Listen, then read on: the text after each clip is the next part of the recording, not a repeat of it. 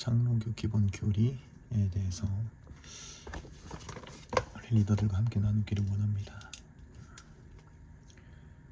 이 책을 좀 진행해보고자 하는 이유는 뭐냐면 왜 우리의 신앙은 한순간에 은혜로만 그치고 또 삶의 변화로 이어지지 않는지에 대한 청년들의 눈물 어린 질문을 받았기 때문에 그에 대한 답변으로 우리가 주님에 대해서 잘 모르기 때문이다 라고 이야기를 드렸습니다. 그 부분에 대해서 이렇게 조직 신학을 조금 살펴보면서 구체적으로 주님에 대해서 알아가는 하나님 나라의 지식과 주님을 아는 지식에 자라나는 그런 시간을 리더들과 함께 보내기를 원합니다.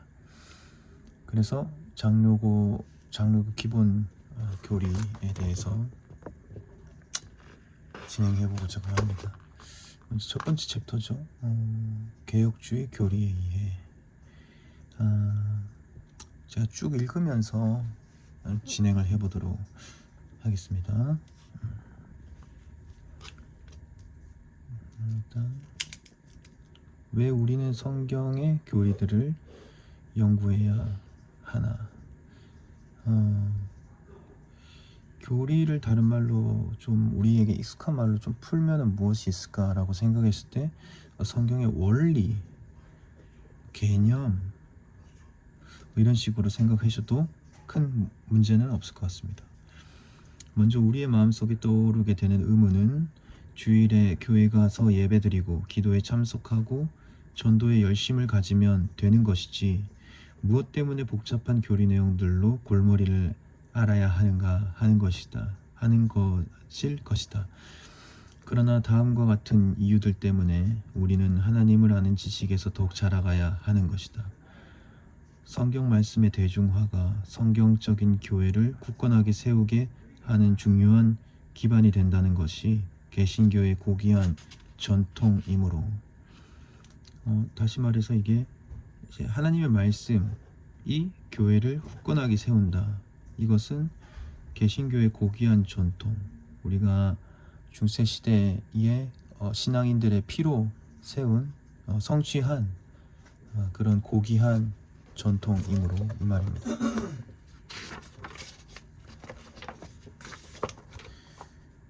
우리는 중세 기독교가 암흑시대로 전락했던 이유로 하나님의 말씀이 대중화되지 못하고 일부 사제 계층에서만 소유되었던 점을 들 수 있다.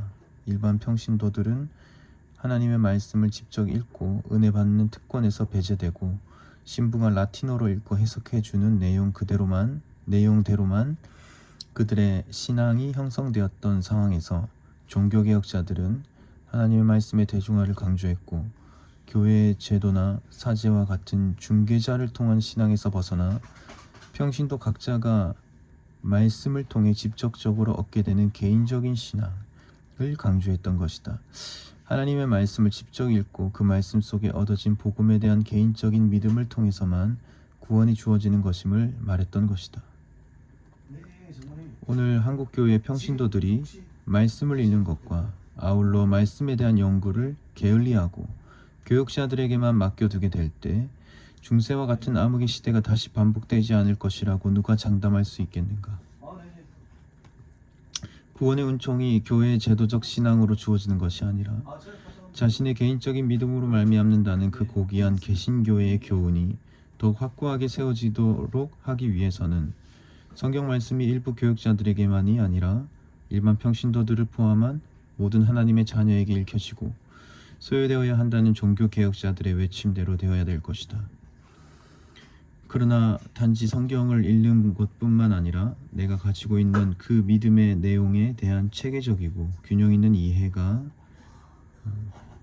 중요하죠. 모든 평신도들의 신앙 속에서 온전히 뒷받침되어야 한다는 것이다. 계속해서 풀어갈 테지만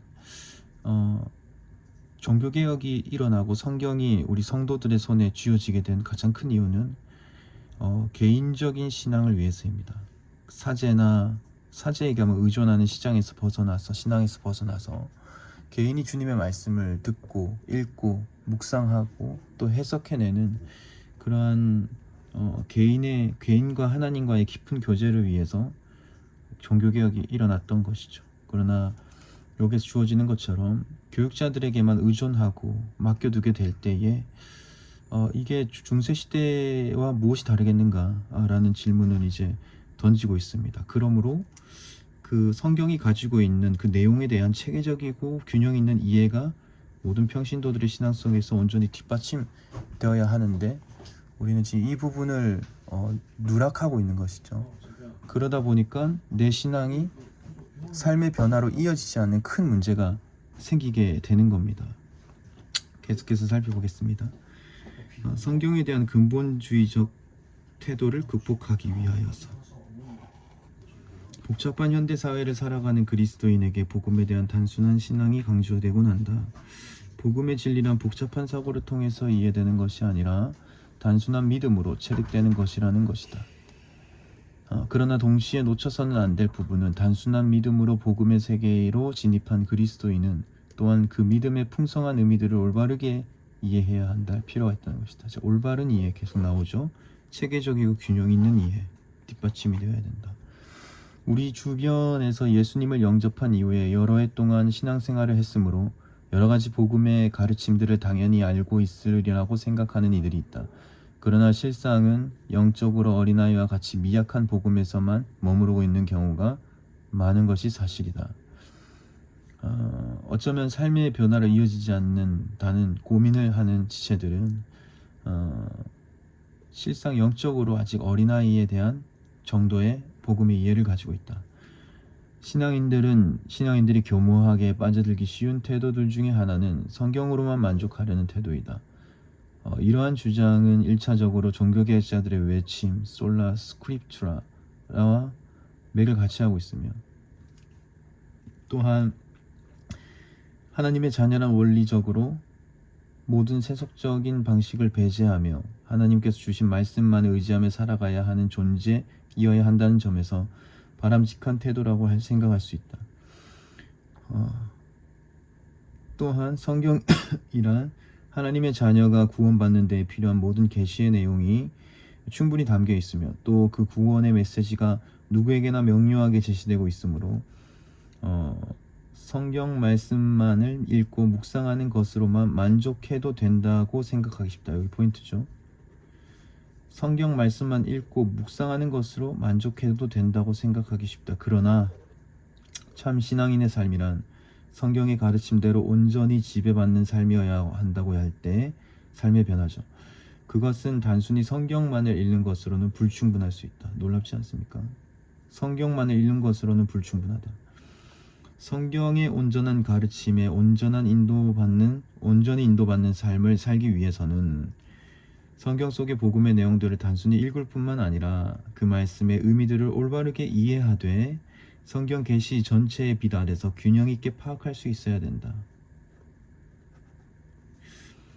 복음의 세계로의 진입은 복음에 대한 단순한 신앙으로 가능하지만 믿음이죠. 단순한 예수 믿음.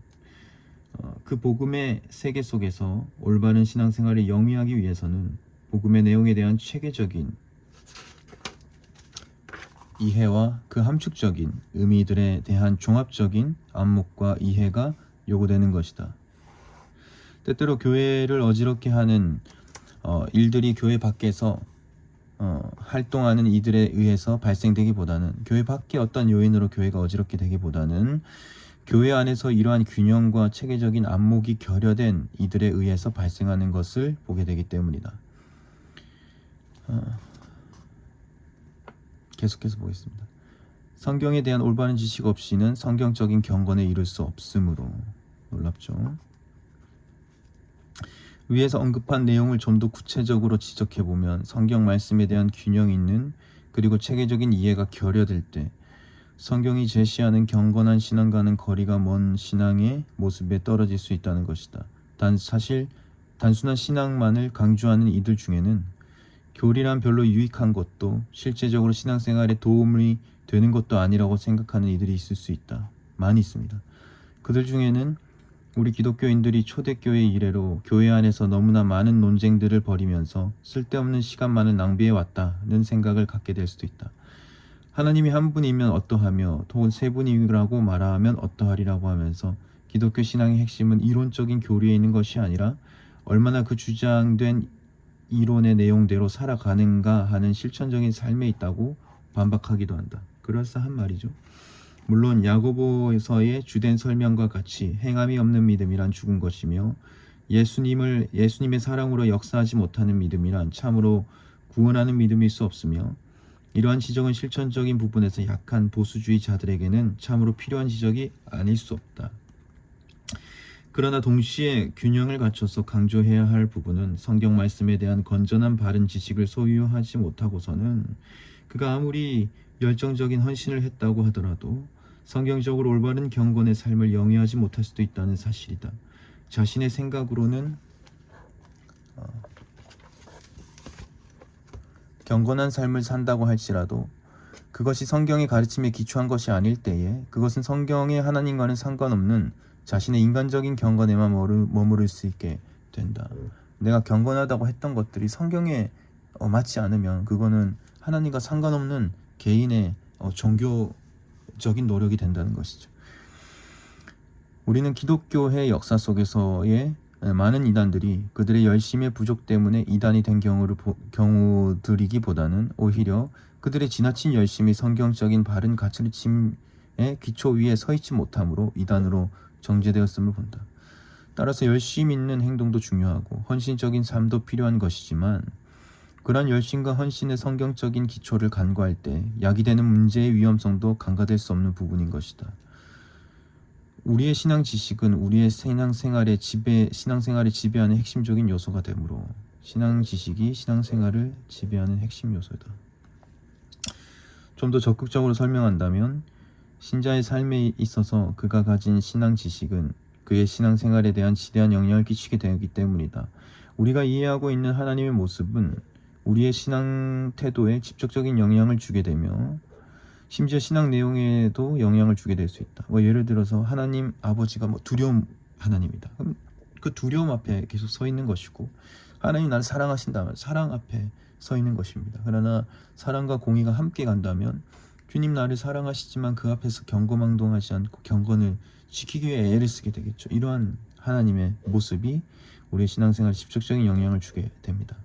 심지어 신앙 내용에서도 영향을 주게 될 수 있다. 또한 우리가 예수님을 어떻게 이해하고 있느냐에 따라 우리의 신앙생활에도 서로 다른 형태를 취하게 될 것이며 마찬가지로 우리의 종말 이해, 인간 이해, 구원 이해, 성령님 이해 등 우리의 신앙 인격 형성 및 신앙 태도 형성에 지배적인 영향을 끼치게 되는 것이다.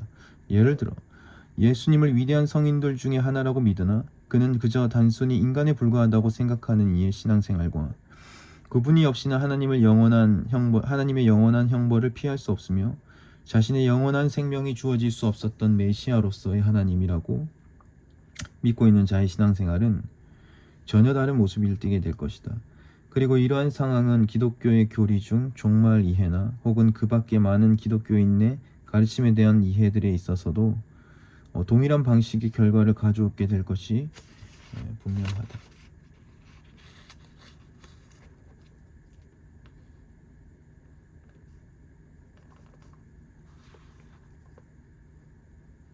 질수 밖에 없었다.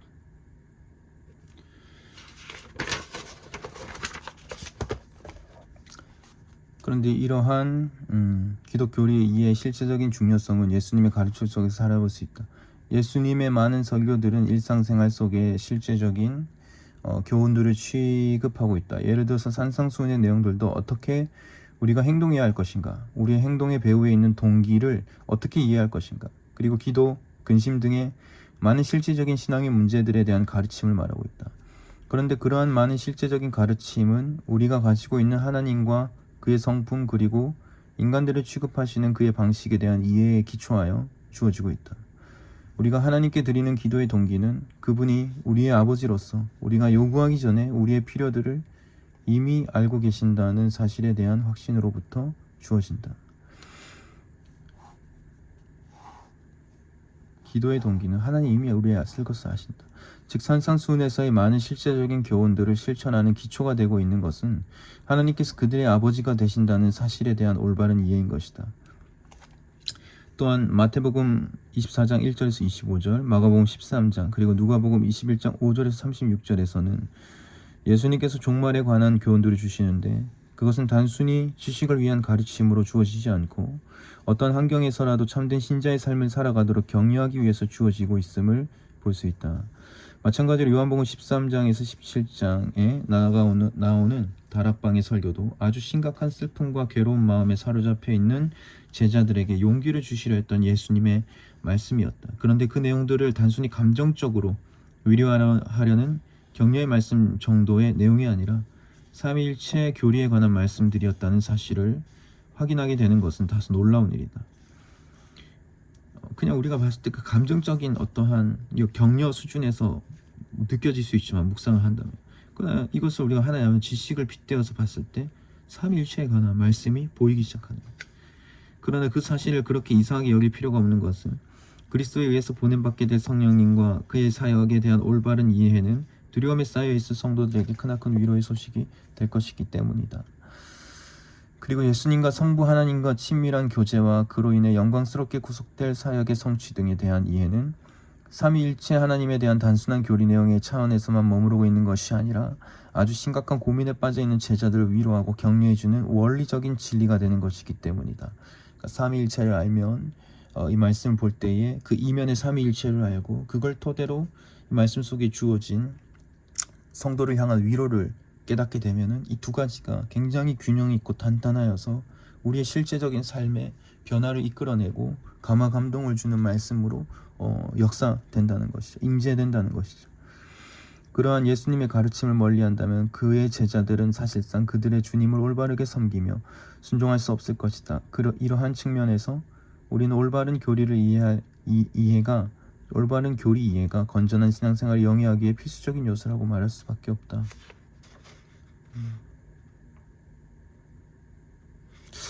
여기까지 좀 보도록 하고요. 핵심은 그것입니다. 여기서 다 말하고 있는 바는 하나님을 아는 지식, 그냥 단순 묵상, 우리의 개인적인 어떠한 기본 없는 묵상, 하나님의 말씀을 제대로 아는 상태, 교리가 없는 상태, 원리가 없고 개념이 없는 상태에서 아무리 말씀 묵상을 해봐야 그거는 한순간의 위로에서 끝나고 삶의 변화로 이어지지 않을 수 있다. 예배를 드리고 기도에 참석하고 전도를 열심히 하면은 다 되는 것이 아니라 하나님 아는 지식에서 더욱 자라가야 하는 필요에 대해서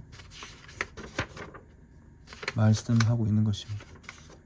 그래서 혹시나 내 신앙이 왜 성장하지 않고 또 머물러 있으며 내 삶은 왜 변화가 되지 않을까 라는 고민이 있다면 주님의 말씀을 아는 지식에 자라나야 합니다. 연구하고 공부하고 해서 그 기초를, 반석과도 같은 기초를 내 안에 세워놓아야만 그 위에 나의 신앙이 자라날 수 있는 터전이 생기고 그 터전 위에서 나의 신앙이 성장할 수 있게 됩니다.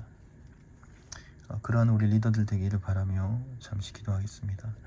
하나님 아버지, 우리가 신앙생활하면서 늘 내 삶은 왜 변하지 않을까 고민하게 될 때 답은 여전히 하나님께 있었습니다. 주님을 알고 주님의 말씀을 깊이 이해하고 그것이 나의 삶의 기초가 될 때 내 삶은 그 기초 위에서 성장하고 집을 세우고 굳건하게 될 줄 믿사오니 하나님, 주님을 아는 지식에서 자라나는 우리 성군의 리더들, 그런 청년들 될 수 있도록 주님께서 축복하여 주시옵소서. 오늘 하루도 주님 말씀 안에 거하며 내 삶을 향해 질문하기를 원하오며 예수님의 이름으로 축복하며 기도드리옵나이다. 아멘.